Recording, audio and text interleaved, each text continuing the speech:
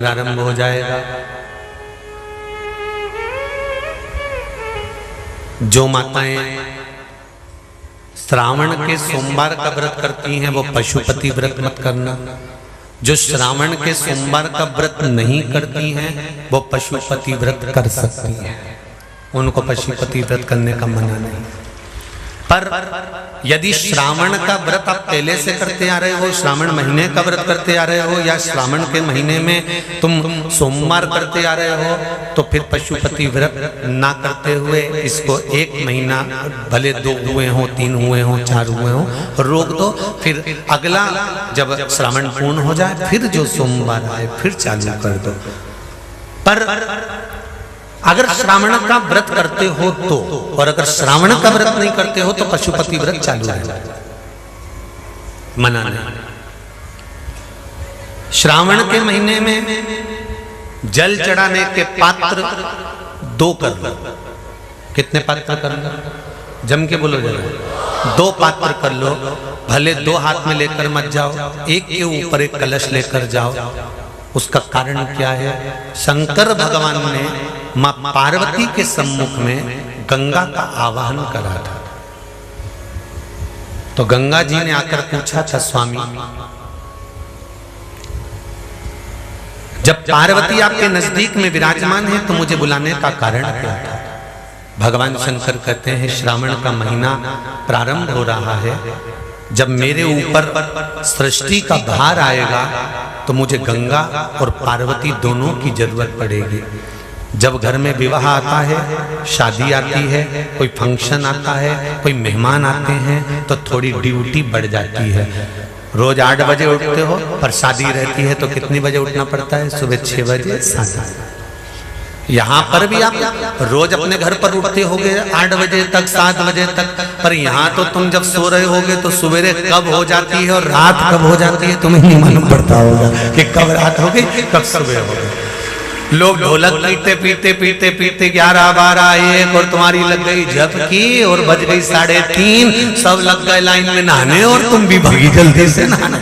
अब नहाने भी कहाँ जाएं? तो माता इतनी चतुर, उनका बरसती हो रही है जल की। भगवान भी सोच समझ के पानी गिराता था, 3 बजे से गिराना चालू करता था 6 बजे तक। उस बीच में भगवान को भी मालूम है मिश्रा जी कहाँ से नल लाएगा, इसलिए उन्होंने चारों तरफ से पानी गिराया और तो नहाना के अंदर। बोलो सही है कि गलत है?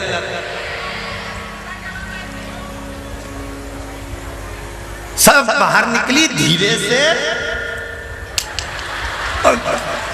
इतनी चतुर राम जी, गजब की चतुर लोग आया है, गजब।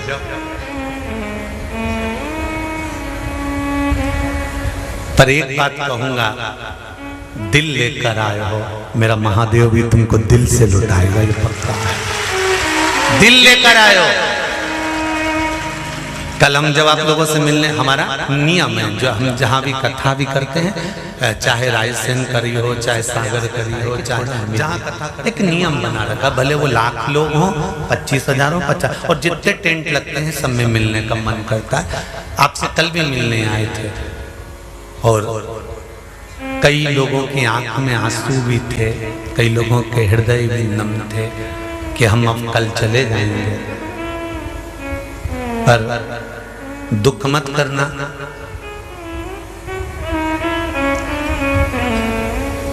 दूसरा कोई स्थान हो वहां से जाओ तो वापिस आने की गारंटी है कि नहीं है, पर यहाँ तो सील और ठप्पे लगाकर भेजता है कि वापिस बुला लाएगा। तो फिर क्या दिक्कत? उसकी आराधना मात्र करिए।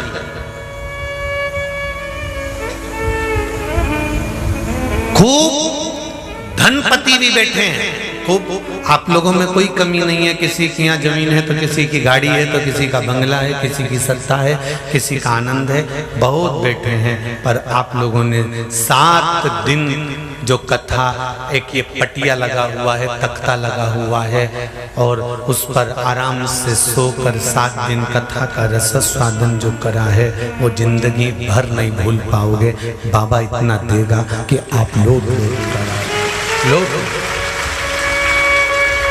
उसकी कृपा ही बरसती।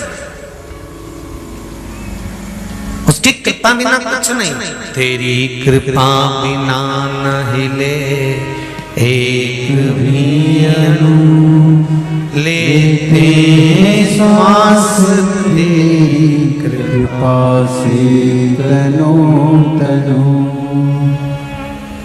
बाबा की कृपा होती है तो आना होता है।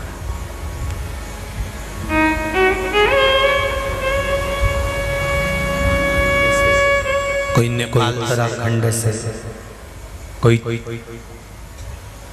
चेन्नई से, ना जाने कहां कहां से पधारे, कोलकाता से। शिव कृपा है।